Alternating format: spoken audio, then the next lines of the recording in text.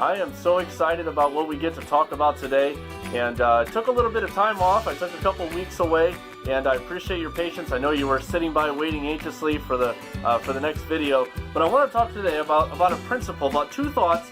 But I've titled this idea leverage and manipulation, or leverage or manipulation. And you can put a question mark there of which one are you doing as a leader? Are you leveraging or are you manipulating your team? And because if you're going to be a leader, you have a team with you. You have a team working with you in some way or another if you're going to be a team. So are you leveraging or are you manipulating?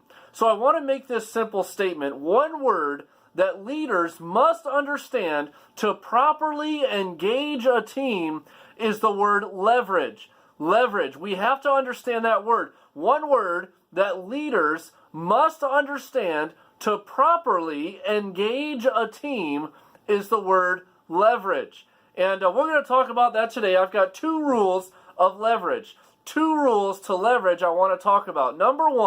Rule number one is we've got to eliminate our ego. We've got to eliminate our ego. You see, because in leadership, as we are leading our team, we know for a fact, we've seen the memes, we've seen the one-liners, we've seen the pictures, we've seen the graphics, we've seen all the details, so we know in our mind that principally our people that we are leading do not care how much we know until they know how much we care. Well, let's get down to the bottom of that and start talking about that ego, that pesky bug that gets inside of our hearts and starts to infect our leadership ability. And it starts to infect it very slowly at first, and then it's noticeable by the whole team and destroys the leverage that we are having with our team. And it can turn into manipulation. If we allow our ego to make our decisions for us and allow ourselves and don't constantly keep our ego in check. We've got to remember that. It takes humility. We know that humility is a key to leadership. We know that. And it's not just talking about removing your ego that removes your ego. It's also about actually removing your ego. And we've got to eliminate our ego in our leadership as we develop and produce our teams. There's times in your business and in your job when you're sitting around a table, no doubt, and ideas are being passed around, and certainly you as the leader feel as though I can make that decision. Well, you can, or you could eliminate your ego, and instead of answering the question, you could use the old-fashioned sales technique of answering the question with a question. And so turn that around and make it a question that somebody else can answer to leverage their idea. Make it their idea. That's a principle of simple leadership. But we can do that by simply removing our ego.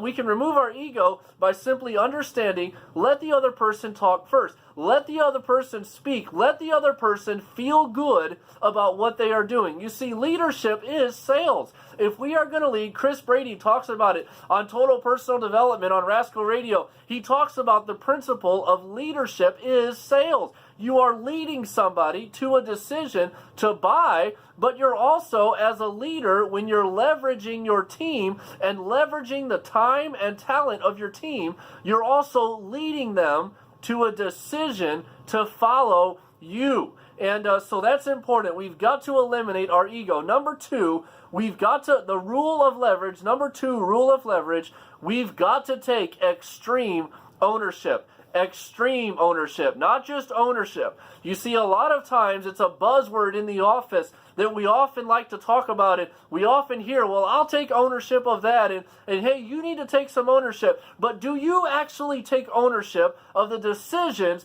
that are made in your team? Do you, if something falls apart, do you make it a life or death situation, or do you go ahead and blame somebody else for why it failed? You see, or do you give credit for somebody else when it's successful?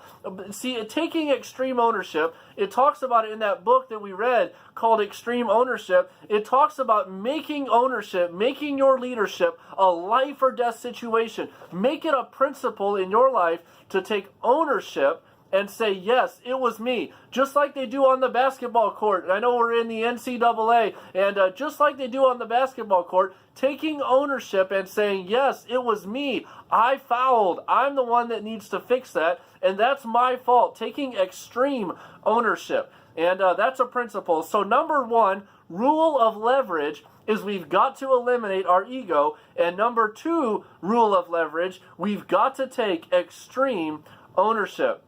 Now take these rules and understand that they have to apply constantly all the time. You see, we have to always keep these two rules in check in our lives because it's very easy to bring our ego out. It's very easy to not take ownership, but it hurts our team. We have to stop and take that principle of leveraging, of eliminating our ego and taking extreme ownership.